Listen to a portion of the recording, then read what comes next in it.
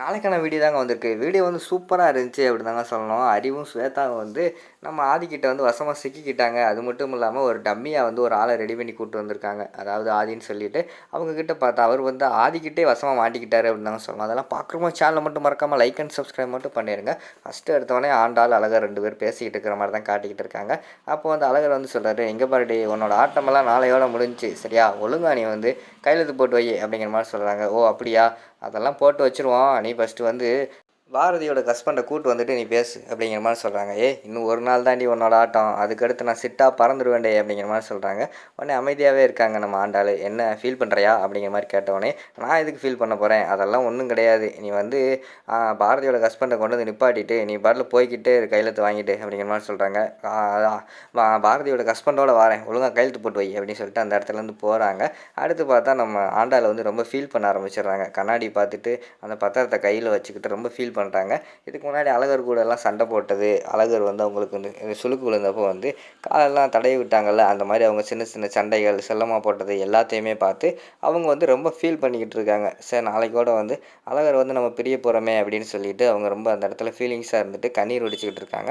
டக்குன்னு வந்து என்ன ஆண்டாளு ரொம்ப ஃபீல் பண்ணுறேன், அப்படியெல்லாம் ஃபீல் பண்ணக்கூடாது, நாளைக்கு அவனுக்கு கையெழுத்து போட்டு கொடுத்துடணும், அதுக்கடுத்து நம்ம வாழ்க்கையை நம்ம பார்த்துக்கிட்டோம், அழகர் வாழ்க்கையை அழகர் பார்த்துக்கிட்டோம், 2 பேருமே சந்தோஷமாக இருக்கணும் அப்படின்னு சொல்லிட்டு அந்த இடத்துல ஆண்டாள் பேசிக்கிட்டு இருக்காங்க. இங்கிட்டு பார்த்தா நம்ம இவங்க இருக்காங்கல்ல, அறிவும் ஸ்வேதாவும் வந்து டம்மியாக வந்து ஆதியை ரெடி பண்ணுறதுக்காக ஒரு காமெடியான ஒரு ஆளை வந்து ரெடி பண்ணி வச்சுருக்காங்க. அவர் பார்த்தா பயங்கரமான காமெடியாக இருக்கார். வரும்போது பார்த்தா ஒரு பட்டாப்பட்டி டவுசரும் பனியனோட வராரு. என்னப்பா இவர் இப்படி வந்துக்கிட்டு இருக்காரு அப்படிங்கிற மாதிரி வந்து ஸ்வேதா கேட்குறாங்க.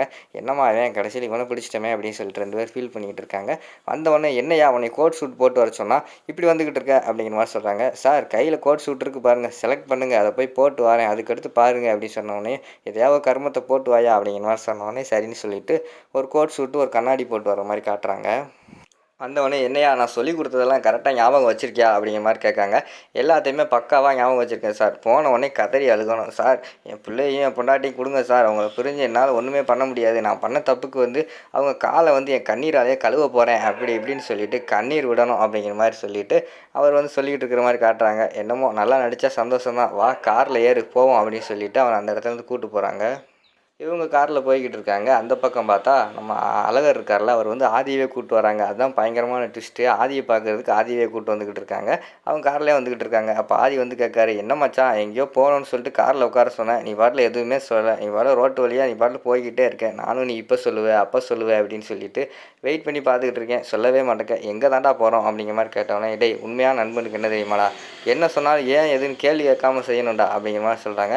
அதெல்லாம் கரெக்டு தான், எங்கே போகிறேன்னு கூட கேட்கக்கூடாது அப்படிங்கிற மாதிரி வந்து ஆதி சொல்கிறாங்க. அதெல்லாம் உனக்கு கொஞ்சம் நேரத்தில் அதுவாக தெரிய போகுதுடா, இன்றைக்கி எனக்கு வந்து விடுதலை கிடைக்க போகிற நாள்டா அப்படிங்கிற மாதிரி சொல்கிறாங்க. என்னது விடுதலை கிடைக்க போதா, அப்போனா ஆண்டாள் வாழ்க்கை அவள் வாழ்க்கையை அவள் பார்த்துக்குருவா, என்னோடய வாழ்க்கையை நான் பார்க்க போகிறேன் அப்படின்னு சொல்லிட்டு 2 பேர் பேசிக்கிட்டே போகிறாங்க. ஃபஸ்ட்டு அந்த கோயிலுக்கு வந்து இவங்க போயிடுறாங்க. யார் நம்ம அறிவு, அதுக்கடுத்து ஸ்வேதா அந்த போலியை க்ரியேட் பண்ணாங்களா அதையே அவங்க போகிறாங்க. அந்த இடத்துல போய் வெயிட் பண்ணிக்கிட்டு இருக்காங்க. கூடயே ரவுடி வேறு கூப்பிட்டு வந்திருக்காங்க. டேய் ஆதி இருக்கிற இடம் இவன் வந்து கரெக்டாக ஆதியை நம்ப வச்சு ஆதி இருக்கிற இடத்துக்கு இவனை கூப்பிட்டு போவாங்க. போனவொடனே பின்னாடி ரவுடியெல்லாம் நீங்கள்லாம் போகணும், போய் ஆதியையும் பாரதியும் அந்த இடத்துல முடிச்சிருங்க அப்படிங்கிற மாதிரி சொல்கிறாங்க. சரி அண்ணே பார்த்துக்குறோன்னு சொல்லிட்டு அந்த ரவுடிங்க இருக்காங்க. உடனே ஸ்வேதா வந்து கேட்காங்க, அப்பா என்னப்பா பட்டப்பகலில் எப்படி பண்ண சொல்கிறீங்க அப்படிங்கிற மாதிரி சொன்னோடனே, டேய் குணா போன வாரம் ஒரு சம்பவம் பண்ணியே, என்ன சம்பவம்டா அப்படிங்கிற மாதிரி கேட்டோன்னே, நமக்கு ரொம்ப நாளாக ஒருத்தன் டெமிக்கி கொடுத்துக்கிட்டு இருந்தானே, ஒரு கல்யாணத்துக்கு வர்றதா வந்து எங்களுக்கு வந்து நியூஸ் கிடச்சி, ஒரு 5000 பேர்கிட்ட இருப்பாங்க சுற்றி, அவங்க முன்னாடியே அவனை முடிச்சாச்சுனே அப்படிங்கிற மாதிரி சொல்கிறாங்க.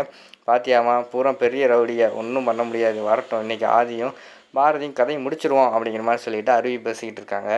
அதுக்கப்புறம் அந்த பக்கம் பார்த்தா அழகர் வந்து கார் வருது. ஏம்மா அப்பா அப்பா வந்துட்டாங்க அப்படிங்கிற மாதிரி சொன்னோடனே ஃபஸ்ட்டு பார்த்தா ஆதி இறங்குறாரு. ஆதி இறங்குறத பார்த்தவொடனே தெரிச்சு ஓடிடுறாங்க அறிவும் நம்ம ஸ்வேதாவும். கார் வரதை பார்த்தவொடனே அங்கிட்டு இருக்கார்ல அவர் போலியா ரெடி பண்ணார்ல அந்த ஆதி, நான் வந்து இங்கிட்டு திரும்பி நிற்க சார், அவங்க திரும்பினோடனே அப்படியே கண்ணீர் மல்க நான் வந்து நடிக்க போகிறேன் அப்படிங்கிற மாதிரி சொல்லிவிட்டு அவர் நின்றுட்டு இருக்காரு. எப்பா மாமா வராருப்பா, நம்ம இந்த இடத்துல இருக்கக்கூடாது, உடனே நம்ம கிளம்பி போகிறது தான் நல்லது, பார்த்தா பெரிய பிரச்சனை ஆயிடும் சொல்லிவிட்டு அவங்க அந்த ரவுடிங்க மறைஞ்சிருந்தாங்கல்ல அந்த இடத்துக்கு போயிடுறாங்க. ரவுடிங்க வந்து சார் போய் முடிச்சுட்டுமா அப்படிங்கிற மாதிரி கேட்காங்க. சும்மா அறியா, நீ என்ன வயசான ஆளுன்னு நினச்சியா, அவன் ஆதி சும்மாவே 4 பேர் அடிப்பான், நீ பொருளோடு இருக்க, உன் பொருளை வாங்கி ஒன்றையவே போட்டுற போகிறான், நீ பாட்டில் ஏதாவது செஞ்சுக்கிட்டு இருக்காத, பேசாமல் இரியா அப்படிங்கிற மாதிரி சொல்லிக்கிட்டு இருக்கிற மாதிரி காட்டுறாங்க. அவங்க கம்முட்டு இருக்காங்க. பார்த்தா அங்கிட்டு பார்த்தா நம்ம ஆதியும் அழகரும் இறங்கி வராங்க. இறங்கி வந்தோடனே திரும்பி பார்க்காரு. பார்த்தவொடனே 2 பேர் இருக்காங்க. என்ன 2 பேர் வராங்க, யார்கிட்ட பெர்ஃபார்மன்ஸ் பண்ணுறதுன்னு தெரியாமல் அவர் பாட்டுக்குள்ளே ஐயா என் பிள்ளையும் என் பொண்டாட்டி எங்கய்யா அவங்கள பார்க்கணுயா என் கண்ணீரால் அவங்க காலெல்லாம் கழுவணுயா அப்படின்னு சொல்லிட்டு ரொம்ப கவலை ரொம்ப ஃபீலிங்ஸோடு அழுகிற மாதிரி நடிச்சுக்கிட்டு இருக்காரு. உடனே ஆதி வந்து ஆதிக்கு தான் தெரியுமில்ல உண்மையான ஆதி அவர் தான் சொல்லிட்டு இவர் போய் கேட்காரு. அப்படி அவங்க பொண்டாட்டி கூட என்ன சண்டை அப்படிங்கிற மாதிரி கேட்டோன்னா ஐயோ என்ன சண்டைன்னு அவங்க சொல்லிக் கொடுக்கலையே அப்படின்னு சொல்லிட்டு சும்மா குழம்புல உப்பு போடலையா அதனால தான் சண்டை வந்துருச்சு அப்படின்னு சொல்லி நடிக்கிறாரு. சரி உங்கள் குழந்தை இருக்குல்ல ஒரு குழந்தை அந்த குழந்தையெல்லாம் நீங்கள் எப்படி கூப்பிடுவீங்க அப்படிங்கிற மாதிரி சொன்னோன்னே ஐயோ அந்த குழந்தைய பற்றி எதுவும் சொல்லலையே சரி தான் சொல்லுவோம் அப்படின்னு சொல்லிட்டு நான் வந்து குட்டியம்மா குட்டியம்மா தான் கூப்பிடுவேன் அப்படிங்கிற மாதிரி சொல்கிறாங்க. இல்லை குட்டியம்மா கரெக்டு தான் ஒரு பேர் வச்சுருப்பாங்களே என்ன பேர் அப்படிங்கிற மாதிரி சொன்னோடனையும் இல்லை நான் குட்டியம்மான்னு கூப்பிட்டு வச்ச பேரையே மறந்துட்டேன் அப்படிங்கிற மாதிரி சொல்கிறாரு. அப்போயே தெரிஞ்சு போயிடுது ஒரு பொய்யின்ட்டு. ஏன்டா இங்கே வந்து எங்ககிட்டே நடிச்சுக்கிட்டு இருக்கியாளா அப்படின்னு சொல்லிட்டு அடியை போட்டுறாங்க. ஐயா மன்னிச்சுக்கோங்க 2500 ஆசைப்பட்டு வந்தேன் அப்படிங்கிற மாதிரி சொல்லிட்டு உண்மையை வந்து ஒத்துக்கிறாரு. அவனை அடித்து விரட்டி விட்டுட்டு அந்த இடத்துல வந்து நம்ம ஆதியும் அழகர்னு யோசிச்சுக்கிட்டு இருக்காங்க. என்ன மச்சான் இப்படி ஆகிப்போச்சு நான் வந்து இன்றைக்கி விடுதலை ஆகிலாம் நினச்சேன் இப்படி ஆகிப்போச்சடா அப்படின்னு சொல்லிட்டு ஒரு மரத்துக்கடியில் நின்று ஃபீல் பண்ணிகிட்டு இருக்கிற மாதிரி காட்டிக்கிட்டு இருக்காங்க. அதோட பார்த்தீங்கன்னா இந்த ஃபஸ்ட்டு பார்ட் வந்து முடிச்சிடுறாங்க.